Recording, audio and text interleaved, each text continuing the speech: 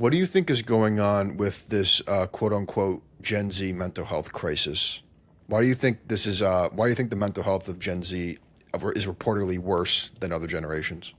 Yeah, it does seem to be worse, and I don't know if it's worse worldwide, but it certainly appears to be worse across most of the industrialized world, or a lot of it anyway. And so I think all big effects are multi-causal. There's lots of little things that cause them. It's super rare that one thing has a big outcome. It's much more common that lots of little things have a big outcome.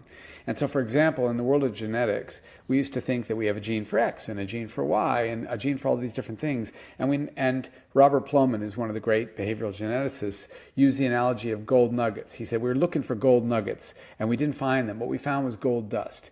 So you've got 1,000 genes that all combine together to lead to some outcome. You don't have just one big gene doing something. And I think that the world works the same way. And now I'm embarrassed to admit I've taken myself on such a side note. I forgot exactly the nature of your question. Could you repeat it for me, please? Yeah. So why do you think that the mental health seems to be worse for Gen Z? Right. I'm sorry. I do this all the time. So there's a lot of small causes for this Gen Z problem. And one of them is probably social media, and partially for the reasons that you and I just discussed, where everybody looks like they're leading this better life than you are, and they're better in everything. I think that's important. I think that it's replacing social time rather than augmenting it.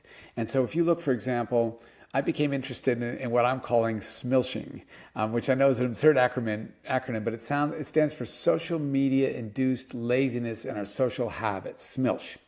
And if you look at the advent of social media, you can see that initially it caused people, it made it easier for young people to get together. So they'd schedule parties and everybody quickly knew about it and they would all go. And the marker for that was, what I was looking at was the General Social Survey, which is a representative sample of all Americans. And I just looked at whether young single adults had had sex in the last year. And with the advent of social media, the rate of young people having sex increased in the first sort of decade of it. And as a consequence, the rate of porn consumption went down. But then in the sort of second wave of social media, when now it's everywhere and it starts to be fun enough that it can actually replace our socializing in person. And so let's say you're having a party tonight and I got to catch 2 trains or buses to get across town. I'm like, do I want to go to Brian's party, or do I want to just scroll on Instagram or whatever my favorite outlet is and kind of see my friends that way? Well, if I'm not sure who's going to be at your party and it's a bit of a pain to get to it, I'm going to just stay on the couch. I'm not going to go. Now, the problem is that that could have been a good call. If I went to your party, I might not have known anyone and I might not have had fun. But if I went to your party, I might have met people that I didn't know, and it could have been super exciting, because that's when some of our best times come from, right? And so when we look at the second wave of social media, we actually see that the rate of young single adults, 18 to 25, having sex has actually gone down lower than it used to be before. And so, for example, in the first wave of social media, only about a little less than 10% of young single adults had not had sex in the past year. That number nearly doubled in the second wave of social media, and porn consumption subsequently went up. And so it's like a marker in my mind. It's far from the most important one, but it's a marker of people starting to socialize electronically rather than in person, which is just not good for us. Social media should be something you do on top of your actual face-to-face social life. It shouldn't be something that you do in place of it. And then there's a final variable that I think is important, but I'm not even sure quite how to quantify it scientifically, quite how to show it's true, which is a little bit like our immune system. You know, if you think about our immune system, it evolved over hundreds of millions of years to just completely attack any pathogen that tried to get into us. And so our immune system's crazy strong. It's crazy good at what it does. It keeps us alive even in pre-medical worlds most of the time. But now in our world, where we're so wildly clean, where we don't have any pathogens in our world anymore, we have all sorts of autoimmune diseases where our immune system attacks us because it's so hypervigilant for pathogens. When there aren't any at all, it starts to see things as pathogens that are actually part of us and not from the outside. And so now we've got all sorts of autoimmune diseases we never used to have, allergies we never had. When I was a kid, there wasn't a single person who had a peanut allergy beyond, oh, yeah, it makes my mouth burn or something, trivial like that. And I didn't even know any of those people. Nobody dropped dead from eating them. And now that kind of stuff kills us all the time. And I think that our our world has become so safe that it's done the same thing. So anxiety is a really good system for solving safety problems. When I'm about to leave the cave, I look around and say, all right, are there any saber-tooths out there this morning? Is anybody out there trying to kill me? Looks safe, I'll go. And those people who didn't worry about that stuff got eaten the second they stepped out of their cave. And so you had to have a little bit of anxiety about the future in order to keep yourself safe.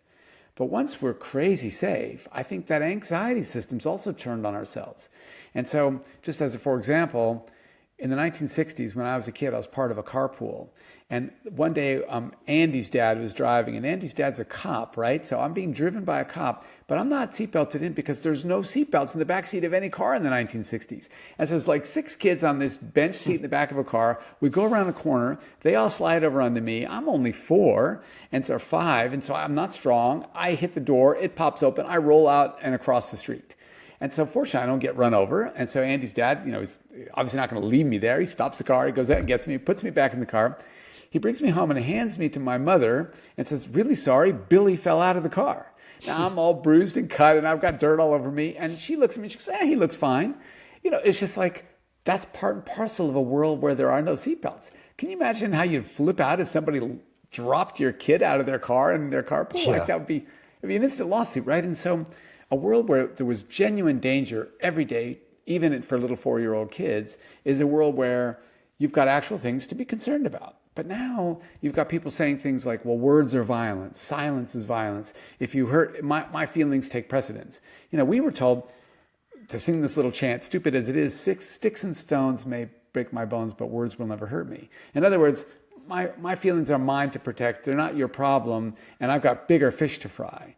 But now those are the fish that we have to fry, that you could hurt my feelings. And of course, people hurt each other's feelings all the time, even if just by happening to ignore me.